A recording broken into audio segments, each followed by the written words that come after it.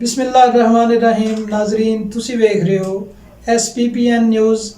Saudi पाक Punjabi news तो मैं चौधरी सरफराज अहमद सऊदी अरब तो अज ना मैं जी न्यूज़ थोड़े वास्ते लैके आया वहाँ वो सऊदी महकमा पासपोर्ट के हवाले नाल है।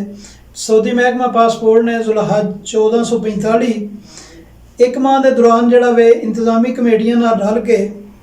इकामा मुलाजमत ते सरहदी कवानीन दियां जिहड़ियां खिलाफ वर्जियां ने वो तकरीबन 11,060 सऊदी शहरी ते मकीम गैर मुल्कियों के खिलाफ मुकर्रा कार्रवाई की है। सबक न्यूज़ के मुताबिक जनाब महकमा पासपोर्ट ने अपने बयान में आख्या हुए खिलाफ वर्जियां ते कैद जुर्माना बेदखली की सजावां का फैसला होया वे। महकमा पासपोर्ट ने मकामी शहरी ते गैर मुल्कियां ते जोर दिता वे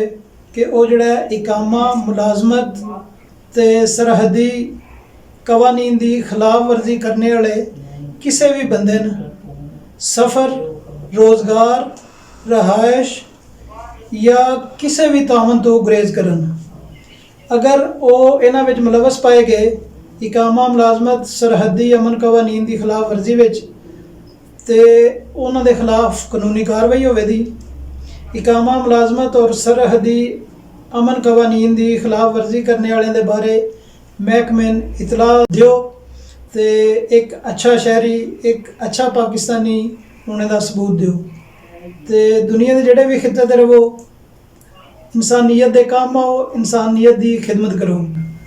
ये जनाब अज की न्यूज़ सी एदा जोड़ा वे वो निचोड़ ये वे कि अगर तुसी सऊदी अरब अच्छे तरीके नाल अपना रिजक कमाना चाहते हो अपने बच्चों वास्ते रिजक कमाना चाहते हो तो वो वीज़ा लवो जिहड़ा कि किसी कंपनी का होवे किसी कफील का होवे उहदे कोल जिहड़ा वे उस तुसी जिहड़े वीज़े ते आवो प्रोफैशनल उसे ते आवो ताकि इत्थे आके तुहानूं जिहड़ा वे ज़्यादा बार खज्जल ना होना पवे। साडे पाकिस्तान च या जिन्ना भी अपना एशिया वे उहदे विच असां ने एक गल बड़ी गलत ऐलान की सऊदी अरब के बारे कि एक आज़ाद वीज़ा होंदा वे जबकि सऊदी अरब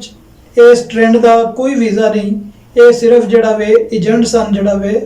वो सबज बाग विखाते हैं। लिहाजा मेरी तुहाडे अगे गुजारिश है कि इस तरह के वीज़िया तो बचो तो सऊदी अरब च रहना वे तो बिल्कुल कानूनी तरीके नाल रहो।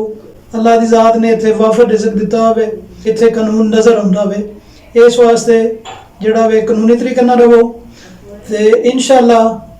कल फिर एक नवी न्यूज़ नाल हाज़र होवांगा। दुनिया के जोड़े भी खिते ते रहो जिथे भी रहो इंसानियत की खिदमत करो इंसानों के काम आवो क्योंकि इस तो वड्डा जोड़ा वे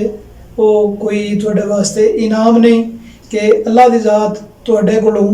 अपनी मखलूक का काम लवे। तो वेखते रहो SPPN न्यूज़। इजाज़त दो कल फिर मिलांगे रब रखा।